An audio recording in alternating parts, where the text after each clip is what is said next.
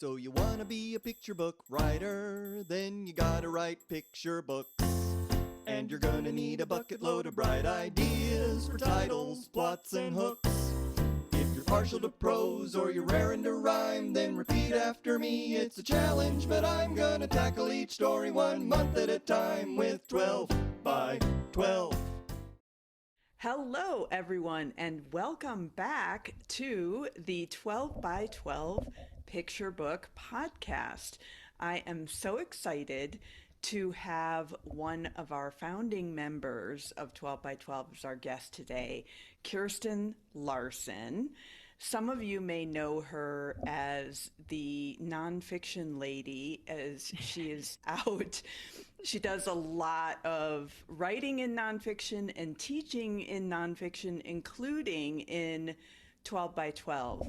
She used to work with rocket scientists. I don't think you were actually a rocket No, scientist. I am not. I actually worked in public affairs, but I did work on the space shuttle and the space station programs. Oh, that's so awesome. Yeah. And obviously you are very passionate about science and kids who are curious about science, as well as strong women in history. Kirsten is the author of 4 trade nonfiction picture books, the latest of which is called This Is How You Know. Oh, yay. How Science Happens. This is illustrated by Cornelia Lee. It just came out in 2025. And you've won all kinds of awards for your other work, deservedly so. But you're also the author of this craft book, which is amazing, called Reimagining Your Nonfiction Picture Book, a step-by-step revision guide. I highly recommend this. Oh, thank you. So we'll talk more about that. But just to get started, why don't you tell us why you love nonfiction so much as far as like writing nonfiction for kids? Sure. I tell people that I'm sort of a lifelong learner.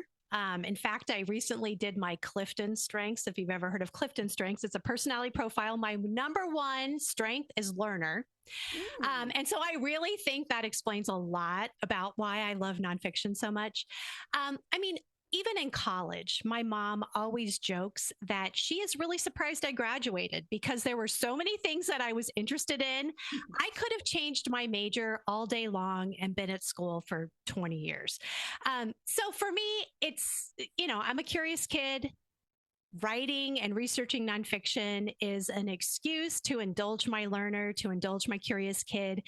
And I say, if I have to be able to explain a complicated topic like astrophysics or how things fly or how science works for kids, if I can explain it at that level, then I have truly understood it myself.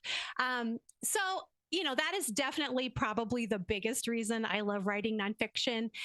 The other thing that I really love about it is I really feel like it is one of the most creative parts of the book industry right now.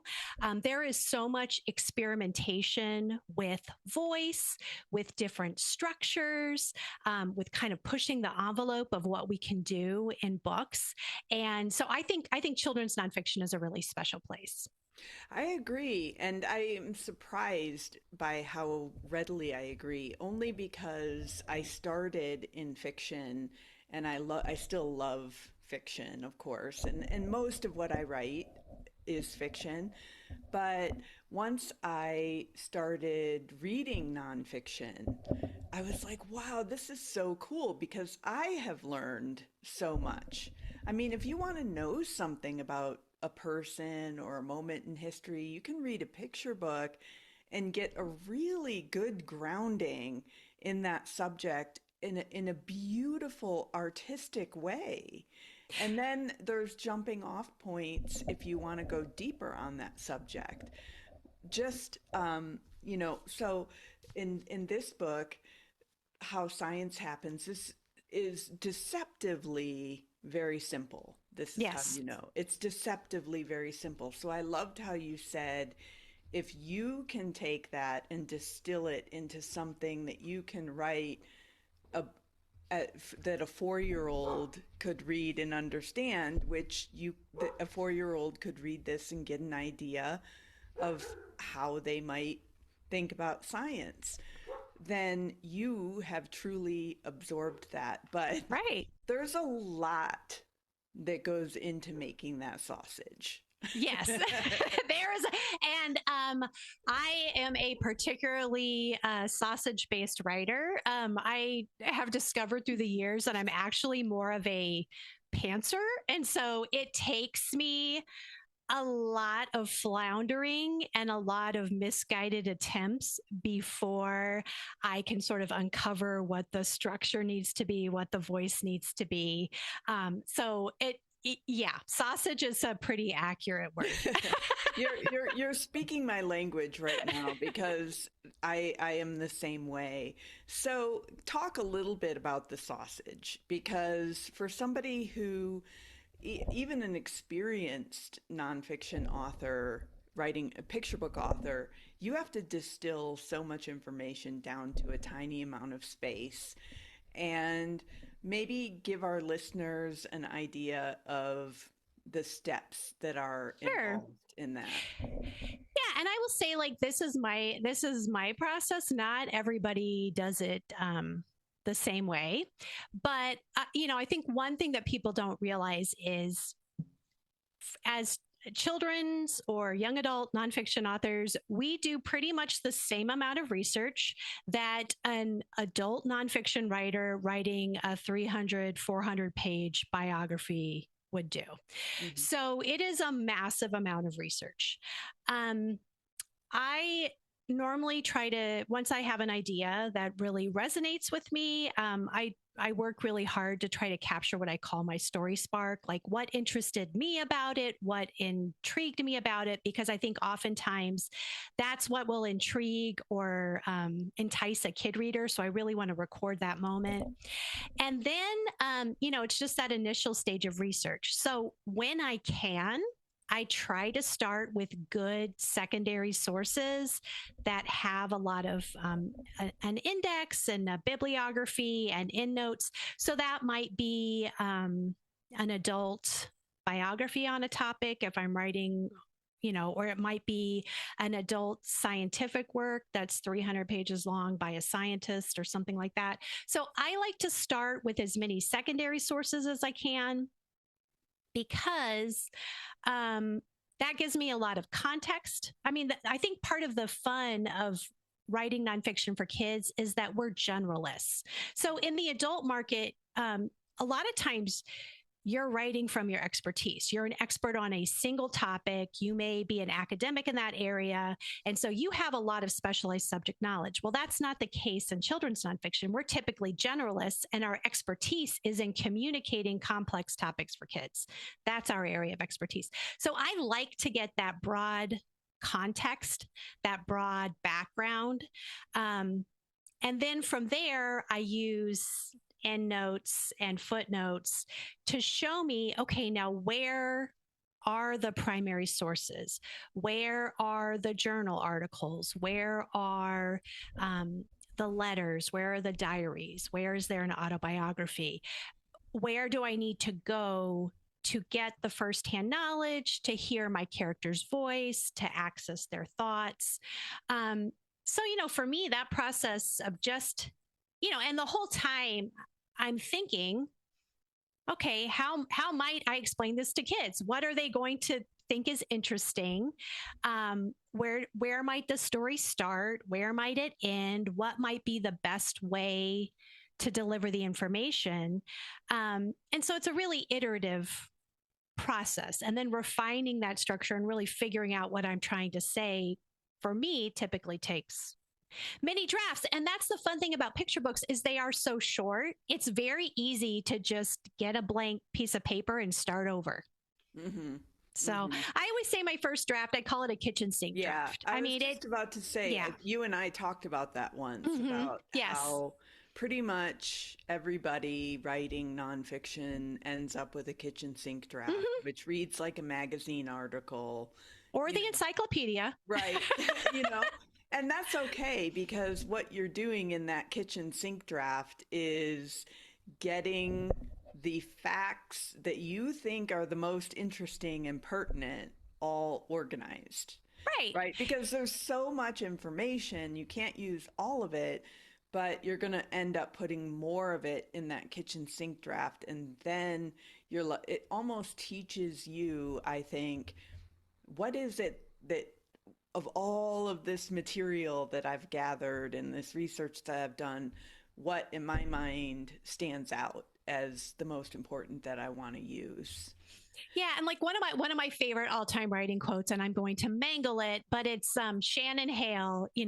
She tells herself when she's writing a first draft that she's just shoveling sand so one day she can build sandcastles. Right. So that is what the kitchen sink draft is. We're just getting all the material in the sandbox, and then we're going to build it up and carve away what we don't need. Right.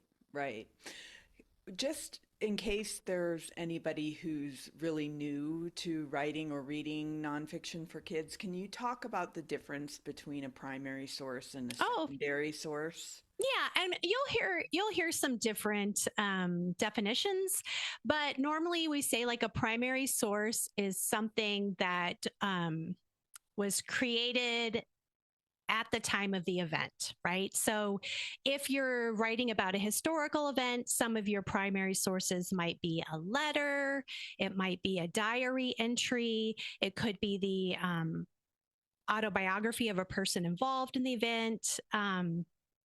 I may have said newspaper article. I don't remember. And then secondary sources they're written after the fact, well after the fact, and they draw on primary sources, but they add a layer of interpretation. So biographers use primary sources. They use those letters, they use the diaries, they use the newspapers, but they are interpreting those for us. So primary sources are kind of the raw materials of history. And then secondary sources kind of give you a layer of interpretation. Mm-hmm. And in the scientific realm, if a scientist has written a dissertation or a journal article that talks about their experiments, those are primary sources. An interview with a scientist is a primary source, right? That's going to the original source. That's the raw material. But then you have people who write, books about science, and they may pull on a lot of different journal articles and interview a lot of different experts, add their interpretation, and that's a secondary source. So from a kind of a different angle, because I wrote a picture book biography of Julie Andrews called Song After Song, The Musical Life of Julie Andrews, and just a couple of different examples, like a primary source. One of the things that she did with her mother and stepmother in World War II was they sheltered in the nearest underground station during the Blitz, right? When the sirens would go off. And I went to the Imperial War Museum and pulled a bunch of pictures, original pictures from that time, to get more of a feeling of what that looked like and what it must have felt like. And that would be an example of a primary source, as well as I actually went to the apartment that she lived in when she was 5 years old, right? Yeah. So and videos like original. Yeah.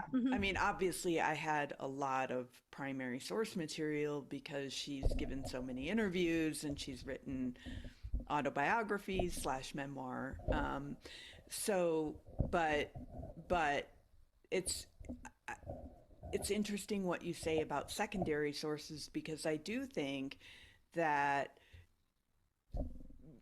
even primary sources are not completely objective, right? or accurate. Or even accurate. Yeah, right. I mean, human memory is, for things like dates, it can be very frail. So we really have to corroborate the evidence, right? And so that's the other challenge, is trying to corroborate and figure out, okay, what is actually accurate. Okay. Yes. So, right. So that's awesome. And you cover a lot of this in this book, Mm-hmm. Mm-hmm. Reimagining Your Nonfiction Picture Book, which starts with the assumption that you have a book that you've drafted and now you're looking at making it better, right? But you also have a group. I want to put a plug in for your Reimagining Nonfiction. I call it Reimagining Insiders, because it was kind of created after the book.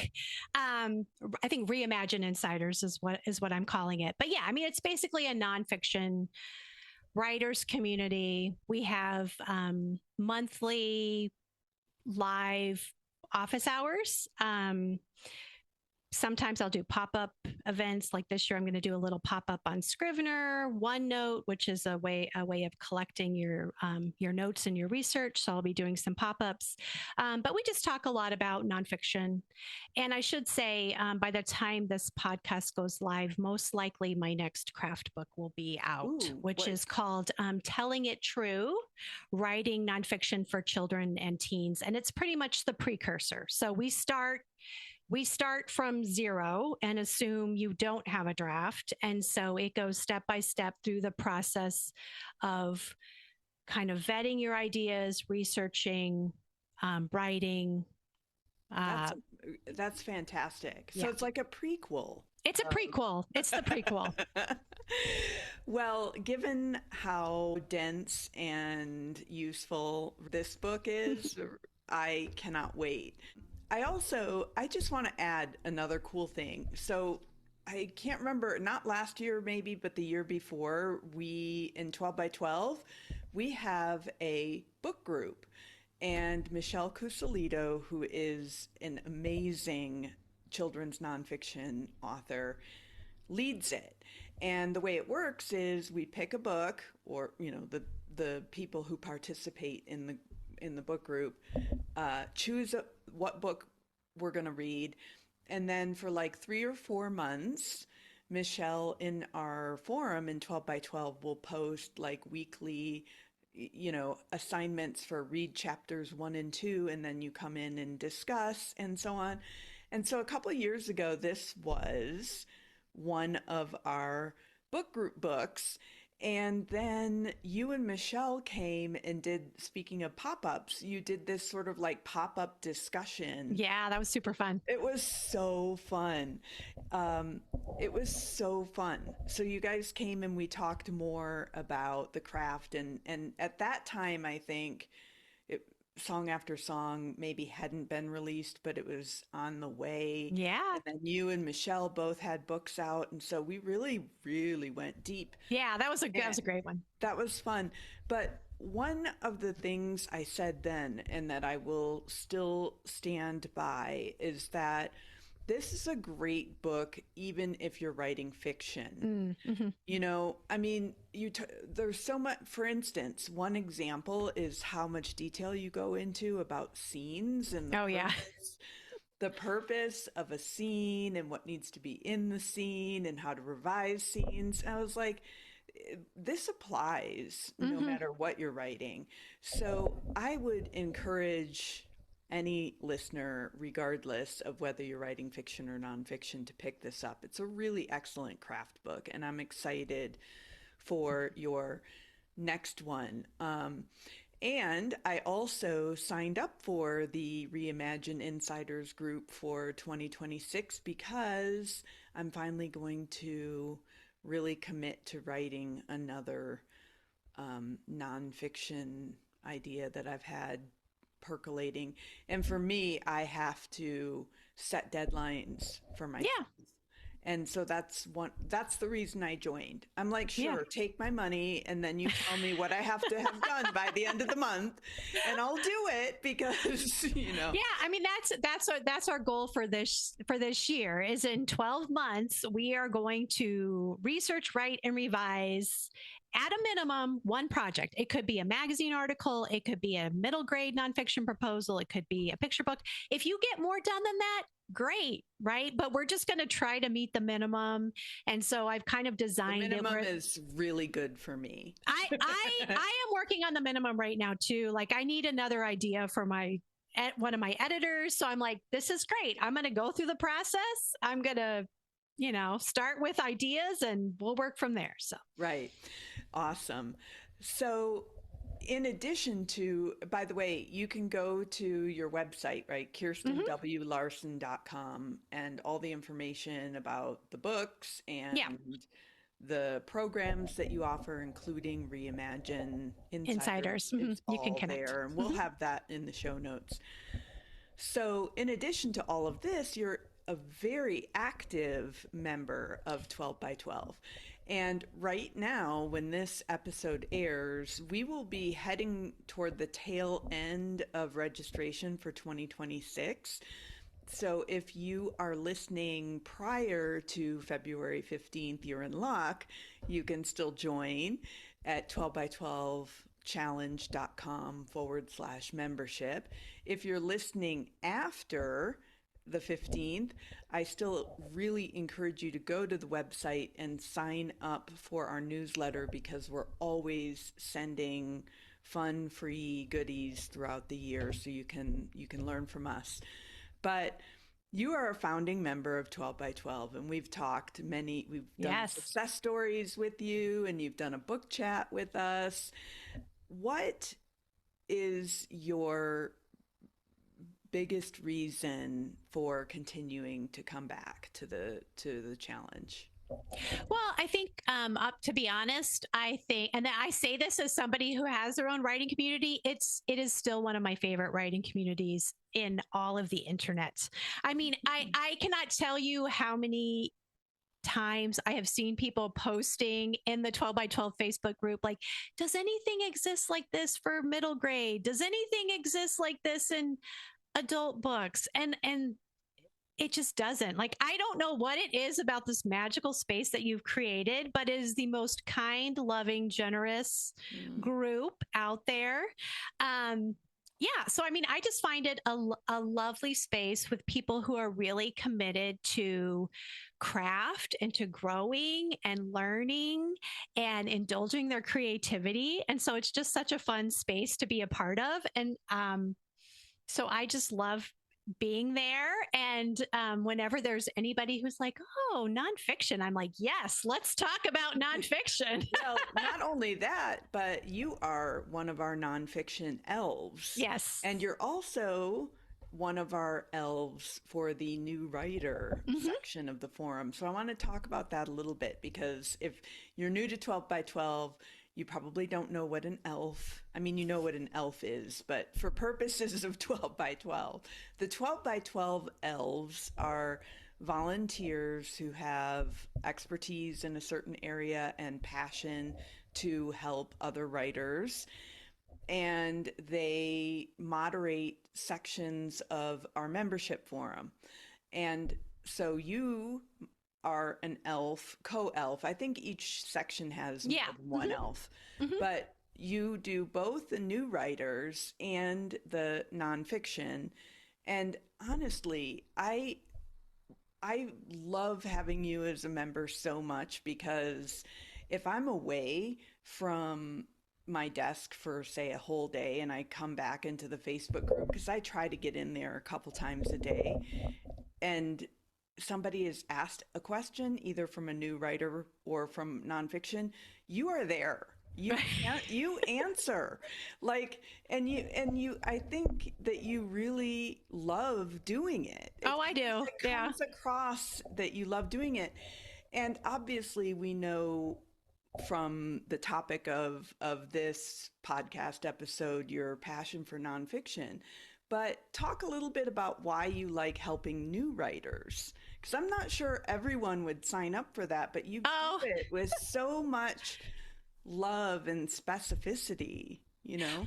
Well, okay. So a few things. I mean, first of all, I think I am simply paying it forward. I mean, when I first started, there were people, especially like Susanna Leonard Hill. Oh my gosh. I mean, who literally just kind of like took me under her wing, or other people outside of the 12 by 12 community. But I just feel like I have received so much mentoring and great advice from other people who have forged the path before me that I just, I just want to do that for somebody else. I would not be where I am today without the help of a lot of other people. And so I just want to be that for somebody else. Also, I kind of feel like we only have so much time. I can only write and put out so many books. So it is just such a joy every time I see somebody who I've helped somewhere along the path. I mean, no matter how small, but somebody who was a 12 by 12 member asked a question, I responded, and now they're a published author, or now they have an agent. I mean, it's just so fun to celebrate even completing a draft, any milestone with a writer. We can only put out so much ourselves. So I feel like I love being a part of other people's journeys and helping make their creativity a reality and their books come into the world. Absolutely. I think you really hit on something there that is part of what makes 12 by 12 so special, is that it seems on the surface like, wow, that's a really big group of people, but we're small at heart. Mm-hmm. And so I think that we do genuinely feel invested in members' success. Every time when my kids were younger, so I'm an empty nester now, but when my kids were younger, they refused to walk into the picture book section of the bookstore with I know that. I know that. Oh my gosh. I know. I would get excited and I would tell people, and they'd be like, Mom, it's you're so embarrassing. Or I would surreptitiously sometimes take pictures of a kid. I would never do this now. This right. is like quite a bit ago. Sure. Reading a friend's book, right. In the little reading nook or the reading corner. Right. Still, it just makes me so excited whenever I see that. And of course, every time I go into a bookstore, it's the obligatory turning all your friends' space out on the shelf. Right. Well, and I will say, Kelly is constantly posting on Facebook. Every time she goes into a bookstore, she posts with all the 12 by 12 member books. She does. And I will, when I talk to her later today, I'll tell her how much you appreciate that, because I do. I love it. Yeah. So you ended up taking 1 year off. Yeah, which I don't remember why, but we laugh about that periodically, because you came back and said, "Well, I'm never going to do that again." I know. Well, you know what? I think what it was. I think it was the year I was, because I did start writing books for the educational market, nonfiction books for the school and library market, which are work for hire, and you're on really tight deadlines. And I think there was 1 year in there when I was doing a lot of that. And I was like, you know what? I'm just going to focus on this for a little bit. I honestly did not have time to write a lot of my own work, which is why I stopped doing it eventually.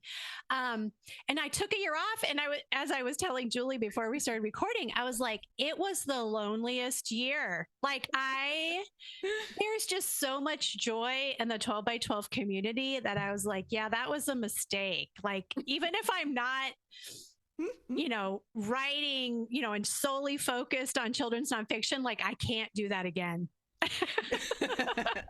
That was fun. Plus, we've tried to up the social game that you've benefited from the past couple of years. Like we had a beach party in LA, Oh, yeah. or San Diego for Mhm. ALA, and then the German restaurant Yeah. in Denver Mhm. for NCTE. But let's go back to what you have coming up, because I know if you're allowed to say what you've got in the pipeline, Oh, yeah. and then Yeah. So, yeah, go ahead. and then I'll ask you a couple more questions about nonfiction before we wrap up. Sure, sure. So my next book that will come out will be Telling It True, writing nonfiction for children and teens. So that's a craft book for writers. And then I have two projects in the pipeline that have been announced. One is called Shape of Our Stories, How Books Came to Be. That's illustrated by Lauren Tamaki with Chronicle. I oh gosh, I don't know what our projected pub date is, 2027, 2028. I'm not sure. Lauren's working her magic. We'll see how long it takes. But that is a global history of books, starting with oral storytelling, clay tablets, papyrus, ebooks. And we talk about like what really is a book. Is it more than just a physical object? So that is a super fun project that's in work. I've seen some dummy sketches and they're amazing. And then I have a very long-lived project, a graphic novel that I've with Barbara McClintock. It's called Light of Resistance. It's a middle grade graphic nonfiction. It is about Rose Valland, a curator in World War II who spied on the Nazis, and they had stolen a lot of art from the Parisian Jews. She tracked where they took the art, and a lot of it was able to be recovered after the war. I think we're currently targeting 2028 for that one because graphic novels take a really long time, and Barbara is hard at work. I have seen the dummy on that. So those are my next two trade projects. Great. Very exciting. Yeah. So first of all, we have a special since in addition to being a nonfiction elf, you've also done a webinar for 12 by 12. Yes. It was called Noodling with Nonfiction Picture Book Structure. And for our listeners, we are offering 25% off on that replay.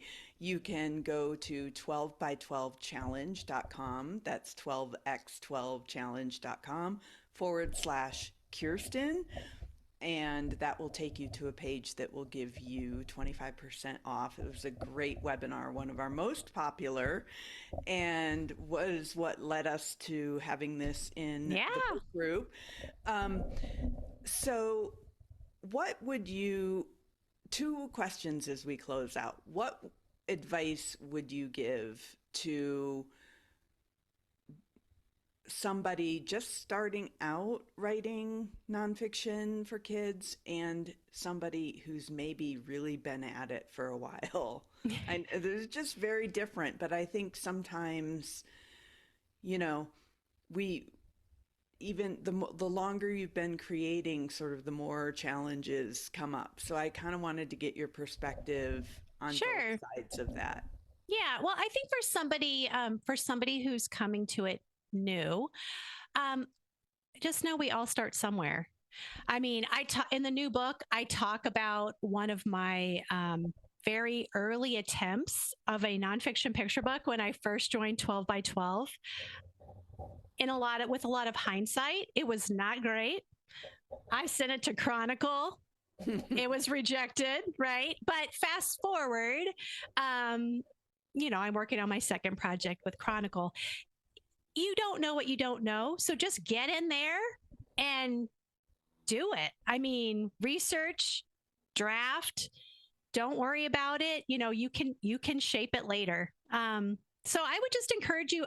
Honestly, the more you write, the only way to get better at writing is to keep reading the books and keep writing. If you're not writing, you're not going to get better. And that is where I think 12 by 12 is so important. For most of us writing nonfiction, we're probably not going to finish 12 manuscripts in 12 months. I never have. Maybe you can. But just the being forced to write consistently is at the end of the day, the only thing that's going to make you a stronger writer. So if you're new, just get in there. Just get started.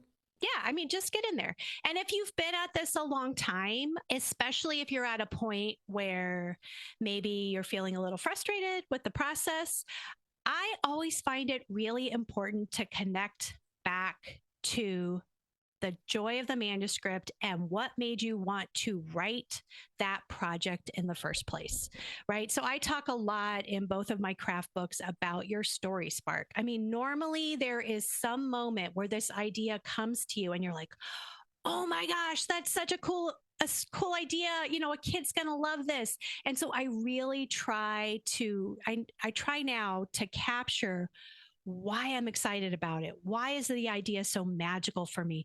What do I really want to share with a kid? And if you're working on a manuscript now and you're frustrated and you haven't done that, you know, just set it all aside and go back and connect back to that joy and what was important to you about the manuscript. And then hopefully you can infuse some of that back into your manuscript, especially if you've kind of lost your mojo. Yeah, and I think that it's important to do that in multiple stages as you're working on a project. I had to do that many times working on song after song because I started out wanting to write something that would please Julie, and I wanted to please all of her fans. And since I don't know all of her fans, you know, it became too high of a bar and the book was just a morass, you know?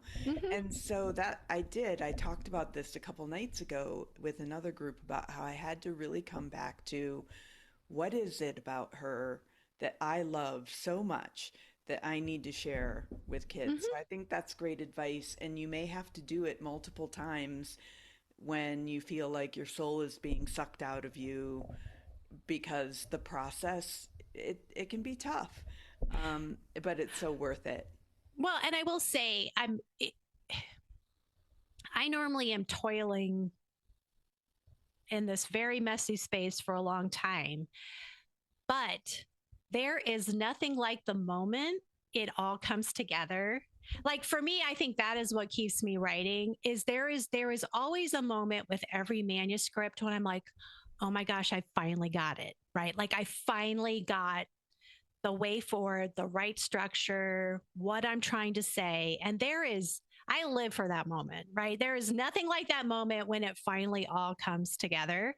But you know, if you're struggling right now, we all struggle. I spend months going, well, this isn't working. Now I have to ask you to give us one of those moments for you. Yeah, well, no, I mean, I actually talked about this with This Is How You Know. I mean, I did a whole webinar, which I think is actually still available for free on my site, where I talk about how that book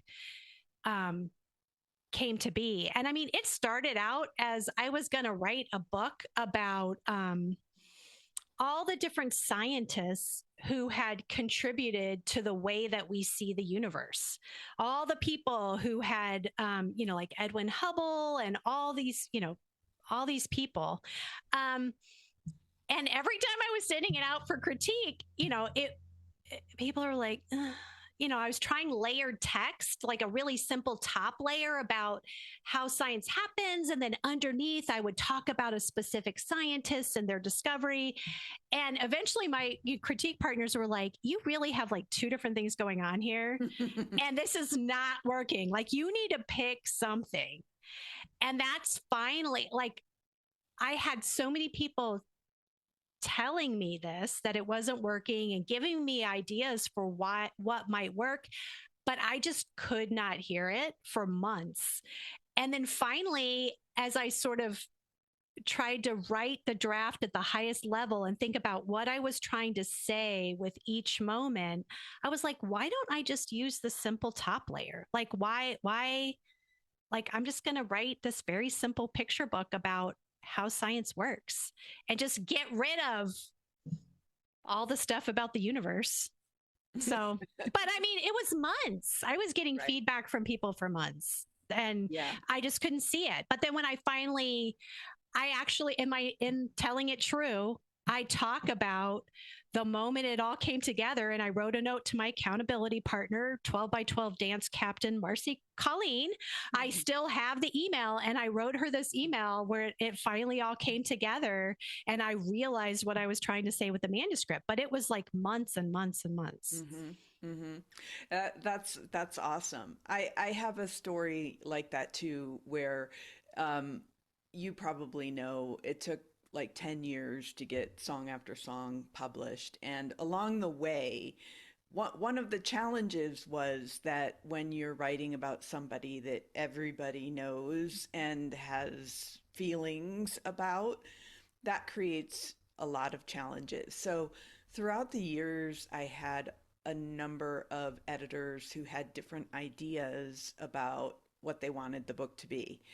And that weren't going to work for me.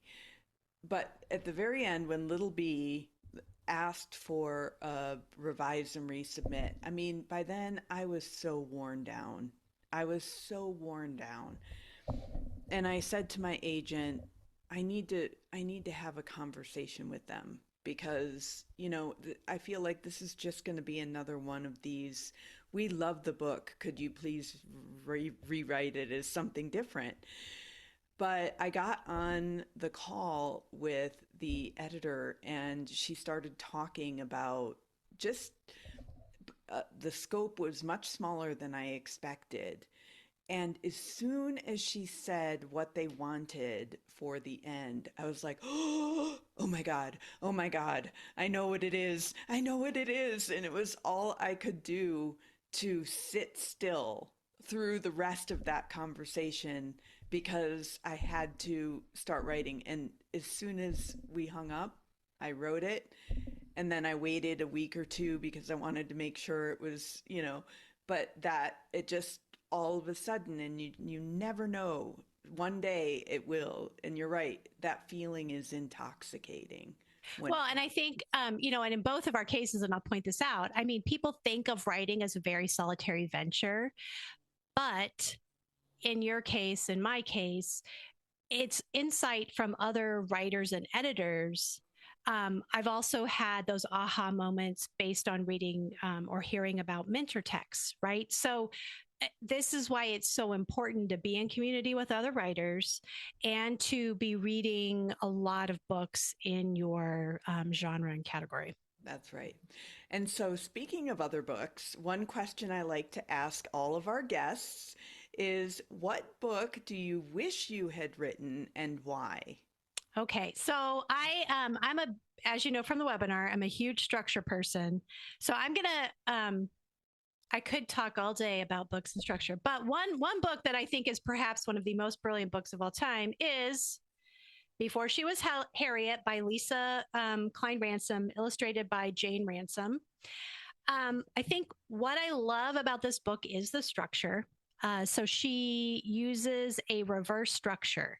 She's taking a very well-known figure, Harriet Tubman. She starts with Harriet at kind of the end of her career, what we know her for, abolition, the Underground Railroad. And actually, I think she starts with her as a suffragette, but she's working back in time to show that this woman is not just one thing. She hasn't just done one thing. She's this very nuanced and layered person. And I think what's so brilliant about it is she's using that repeated refrain, before she was this version, before she was this version of herself, before she was this version of herself. So there are very few reverse picture books. It's a really hard structure to pull off. Lesa Cline-Ransome is brilliant. So that is like one of my all-time favorites. one of the books that was very influential for me for This Is How You Know was Winged Wonders by Meg Pincus, illustrated by Yas Imamura. And again, for me, it's structure. This is a book about how we solve the mystery of where monarch butterflies overwinter. And what I find so fascinating about this book is every spread talks about one person who contributed to solving the mystery. So it's this collective, kind of a collective biography, a book showing how, science is never just one person. So I think it's a really brilliant marriage of topic and structure. And then my current fave, which I'm going to rave about, you talked about Michelle Cusilito, In the World of Whales. Oh my God, that book. By Michelle Cusilito, illustrated by Jessica Lannon, makes me cry every time I read it. Absolutely brilliant lyrical writing, really kid-friendly a kid-friendly slice of an event, and just really, really all around excellent book. So In the World of Whales, if you haven't read it, yeah. That was one of my favorite books from last year. Yeah, me too. Oh my gosh, that book is everything. Yes. So, all right. Well, thank you so much for being here. And once again, if you want to get more about Kirsten's passion for nonfiction structure in particular, you can get the replay of her webinar noodling on nonfiction picture book structure at 12by12challenge.com/Kirsten. You'll get 25% off. And if you're listening before February 15th, 2026, we would love, love, love to welcome you into the 12by12 community. That's 12by12challenge.com/membership. And as always, if you're enjoying this podcast, please subscribe and review, and we'd love any feedback you want to send us. So thank you again, Kirsten. It's always such a joy to chat with you, and we will be seeing you we already are seeing you in the Facebook group and in the forum for 2026. So yeah, thanks so much. Thank you. Bye. Bye. Do it together so never you fear. It's a handy little way to help you kick into gear. You're amazing, exciting. Look out, 'cause you're writing 12 by 12. 12 manuscripts. 12 by 12. 12 picture books. 12 by 12.